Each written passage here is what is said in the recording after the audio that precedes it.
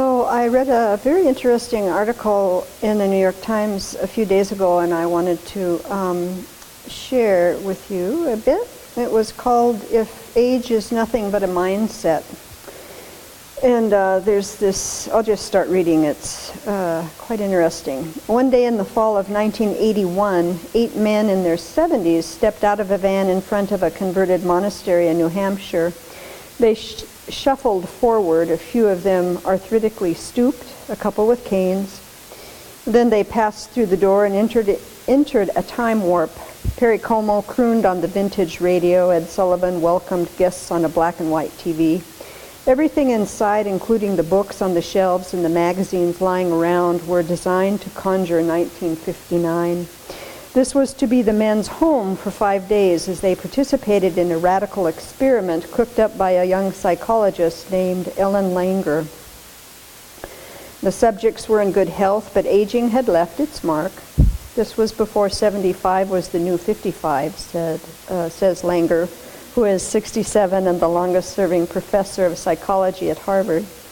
Before arriving, the men were assessed on such measures as dexterity, grip, strength, flexibility, hearing and vision, memory and cognition, probably the closest things that gerontologists of the time could come to the testable biomarkers of age. Langer predicted the numbers would be quite different after 5 days when the subjects emerged from what was to be a fairly intense psychological intervention.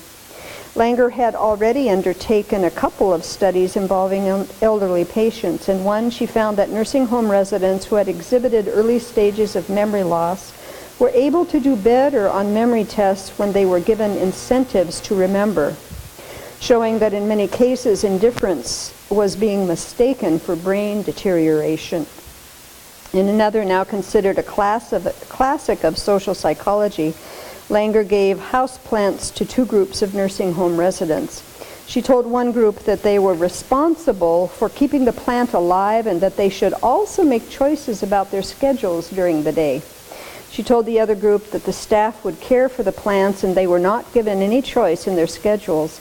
18 months later, twice as many subjects in the plant-carrying decision-making group were still alive than in the control group. To Langer, this was evidence that the biomedical model of the day, that the mind and body are on separate tracks, was wrong-headed. The belief was that the only way to get sick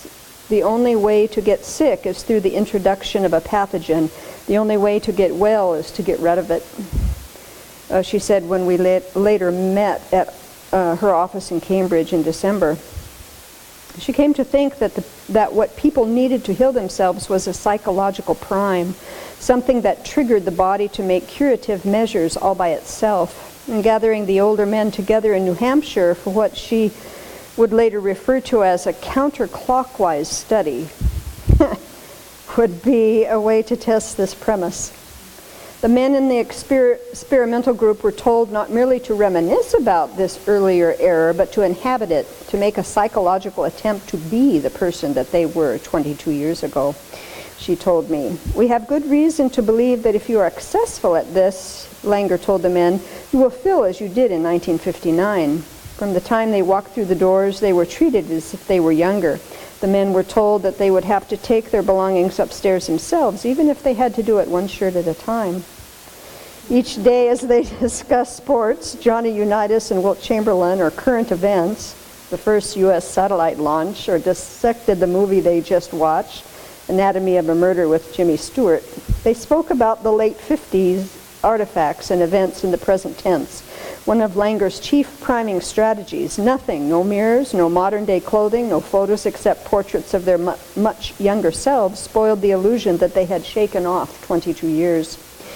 At the end of their stay, the men were tested again. On several measures, they outperformed a control group that came earlier to the monastery but didn't imagine themselves back in the skin of their younger selves, though they were encouraged to reminisce. They were suppler, showed greater manual dexterity, and sat taller, just as Langer had guessed. Perhaps the most improbable, their sight improved. independent judges said they looked younger. The experimental subjects, Langer told me, had put their mind in an earlier time, and their bodies went along for the ride. So maybe I'll start here. This is quite interesting, I think. I'll continue on this in the next days. But what struck me about this is the parallels between what we do in Buddhism to train our minds, especially in the tantric path, where we imagine ourselves as a fully enlightened being. And doing that actually then brings that about.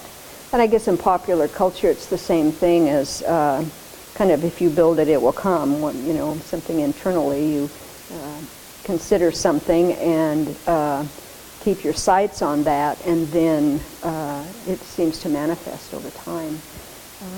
So I think this is a very interesting concept to think about, and to think about it in terms of, we can also think about it in terms of emptiness, in terms of when we keep an idea about ourselves and hold it very solidly, this is me, that probably then manifests as such. And if we can shake that up and let go of these solid concepts that we carry around of ourselves, then that really, I think, is the basis of transformation, which we all have, that we learn, of course, in Buddhism, that we all have fullest potential to do.